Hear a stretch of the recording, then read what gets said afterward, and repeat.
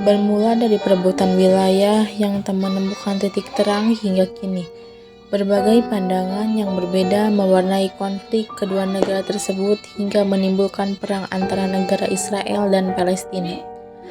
Akar konflik ini berawal dari zaman Alkitab atau sekitar akhir 1800-an dan awal 1900-an. Serangkaian gerakan besar-besaran Yahudi dari seluruh dunia masuk ke daerah Palestina, yang dimana akan deklarasi Balfour tak sesuai dengan kenyataan, ditambah dengan terbunuhnya 6 juta orang Yahudi di Eropa, sehingga mendorong untuk mendirikan negara Yahudi. Beberapa hal yang diperdebatkan dua negara ini antara lain status kota Yerusalem, status para pengungsi Palestina, dan batas-batas wilayah kedua negara tersebut. Kronologi awal konflik Israel-Palestina. Konflik ini telah terjadi lebih dari 100 tahun, tepat pada tanggal 2 November 1917. Kala itu, Menteri Luar Negeri Inggris saat itu, Arthur Balfour, menulis surat yang ditujukan kepada Lionel Walter Rothschild, seorang tokoh komunitas Yahudi Inggris. Surat tersebut memang singkat, hanya 67 kata, namun isinya memberikan dampak terhadap Palestina yang masih terasa hingga saat ini. Surat tersebut mengikat pemerintah Inggris untuk mendirikan rumah nasional bagi orang-orang Yahudi di Palestina dan memfasilitasi pencapaian tujuan ini. Surat tersebut dikenal dengan Deklarasi Balfour.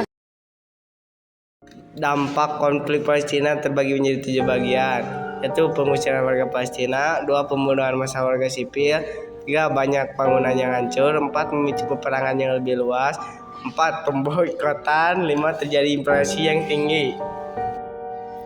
Solusi konflik Palestina. Saat ini PBB mencoba menawarkan pilihan terbaik dalam upaya perdamaian konflik Israel-Palestina. Agar tidak berlarut-larut, PBB menawarkan tempat serta sarana mediasi bagi konflik ini. Keanggotaan negara-negara Liga Arab dan Israel di PBB merupakan senjata terbesar bagi PBB untuk membawa upaya perdamaian. Konflik ini menjadi masalah internasional yang diperhatikan oleh dunia internasional. Perundingan faktor kunci selalu dikedepankan oleh PBB, serta PBB juga menjadi pengawas dalam konflik bersenjata yang terjadi. Pada akhirnya PBB tetaplah hanya menjadi mediator. Pada akhirnya, semua konflik yang kini dialami oleh kedua belah pihak harus diselesaikan dengan membebani dan memperhatikan keadaan bangsanya. Perlu adanya perundingan antara kedua belah pihak karena PBB hanya sebagai mediasi antara kedua belah pihak. Menyarankan negara-negara yang menginginkan perdamaian dunia ikut membantu menyelesaikan konflik, bukan menjadi pemanas suasana atau menjadi provokator.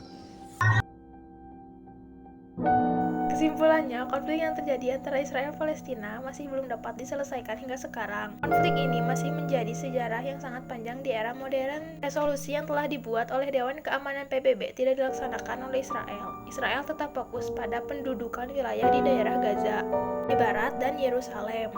Korban di Palestina maupun di Israel akan terus bertambah karena kedua pihak saling menyerang untuk mempertahankan wilayah dan yang lain ingin memperluas wilayah.